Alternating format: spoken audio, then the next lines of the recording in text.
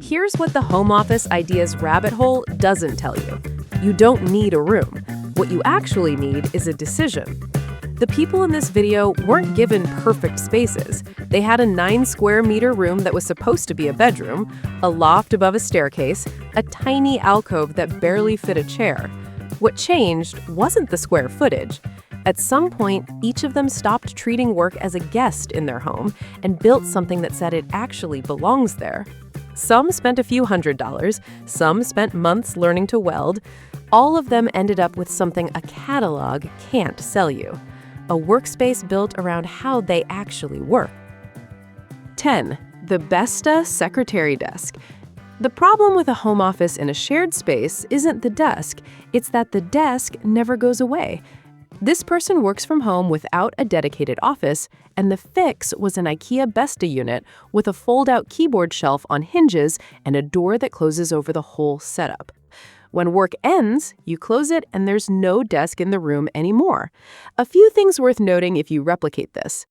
Cut the keyboard shelf a bit deeper than the standard shelf and trim about half a centimeter off the width so it doesn't drag against the side of the unit. Trim a centimeter off the monitor shelf too, or the door won't close all the way. 9. The CNC Shelf Desk. Most people solve a tight space by looking for a smaller desk. This one went vertical instead. A custom shelf unit with a built-in work surface, modeled in Fusion 360 and cut on a CNC machine, with the top edges curved specifically so the room's windows aren't blocked by a big cabinet sitting in front of them. The under-shelf lights run on a dimmer controlled by a knurled brass doorknob from eBay, connected through a 3D printed adapter with its own glow ring so you can find the switch in the dark. The whole thing sits in the footprint of a bookshelf. The desk doesn't take up a room, it occupies one wall. 8. The overhead fixture and the desk lamp.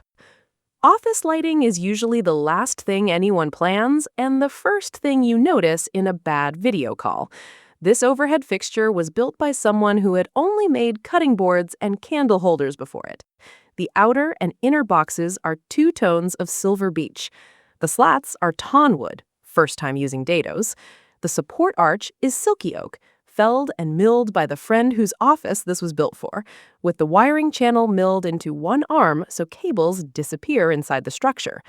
The ceiling sits at an 8-degree tilt, so the arch had to be trimmed after building. It has downward task lights and upward ambient lights on separate dimmer switches. The Wi-Fi router lives inside the fixture. The desk lamp was a different project, built in a single day by someone whose mom asked for a gift.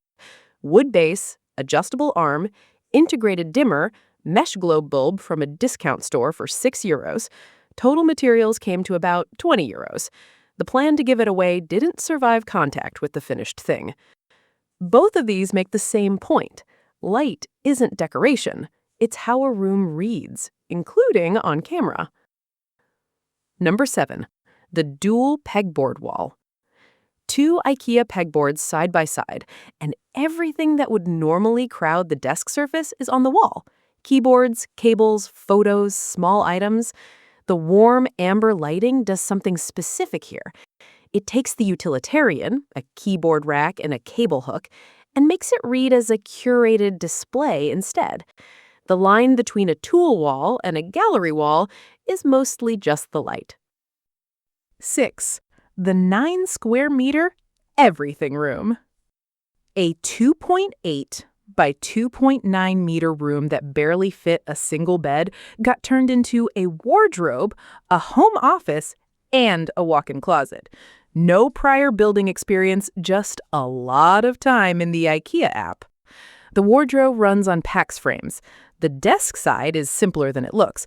3 plain desktop slabs, the main one a meter wide with a Kallax unit mounted above the monitor carrying a light fixture cut to match that same width. Smart switches, a motion sensor, and Zigbee automations handle the lighting. A Philips steamer fits at the base of the drawer wall, and a half-billy bookcase got reinforced using leftover desk legs. When you stop buying furniture piece by piece and start treating a small room as one connected system, this is what it looks like. 5. The Alcove Nook. The desk footprint here is 30 by 60 inches in a spare bedroom. The accent wall is the move. Lattice strips in a grid pattern, matte black paint, 2 nights of sanding and cutting and fitting. Without it, this is just a standing desk in an extra room. With it, the black grid behind the monitors draws a hard visual border around the workspace, and that border is what makes it read as an office rather than a corner with a computer in it. The standing desk came from an office liquidation for $100. The poplar riser has double supports for about $80 with 6 inches of clearance underneath a ham radio and amplifier, and it reads as part of the desk rather than an afterthought. 4. The Loft Built-In. This was someone's first time constructing cabinets, built into a loft space off a staircase. Shaker doors in 3/4 plywood with trim glued to the edges. The desktop attaches from underneath. The upper cabinets anchor into studs the same way. He had to notch the stair railing to make the L-shape fit, forgot to account for the trim width when planning the run, and fixed the seam gaps with caulk and filler.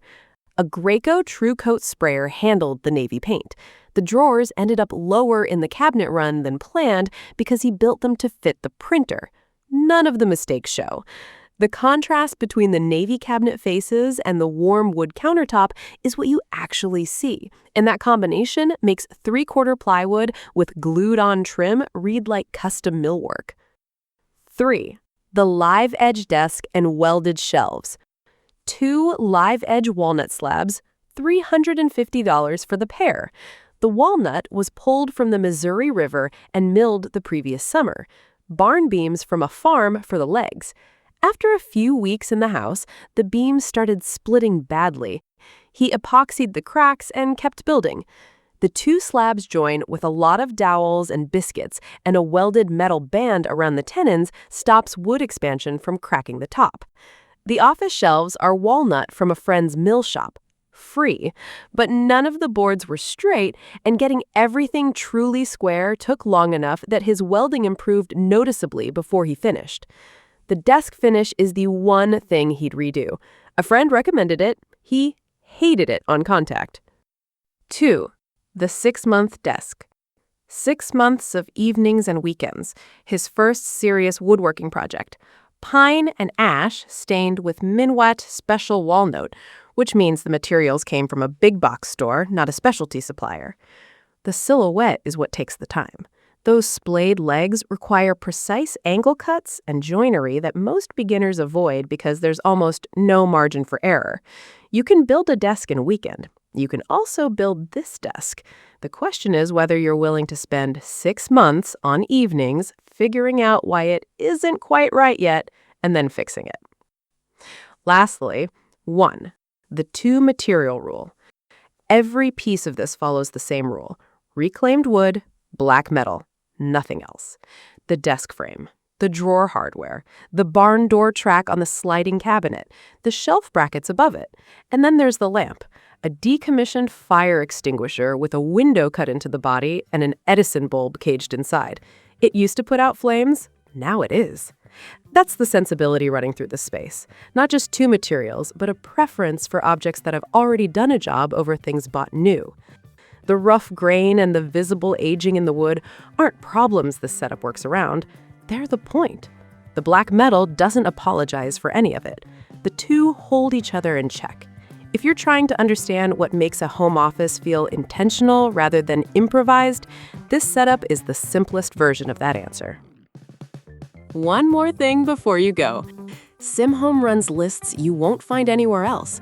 The backyard decor one shows 10 setups people actually built in real yards, not staged ones. There's 10 small kitchen storage ideas that squeeze space out of nowhere, which is exactly what it sounds like. And small bedroom ideas, 10 ways to actually make them work, does what most bedroom content doesn't. It tells you what actually works instead of what photographs well. Every one of these gets the same treatment this video did. Real research, real sources, nothing pulled out of thin air. If you've got a few minutes, the link in the description takes you there. That's the video. If something in here actually helped, a like goes a long way.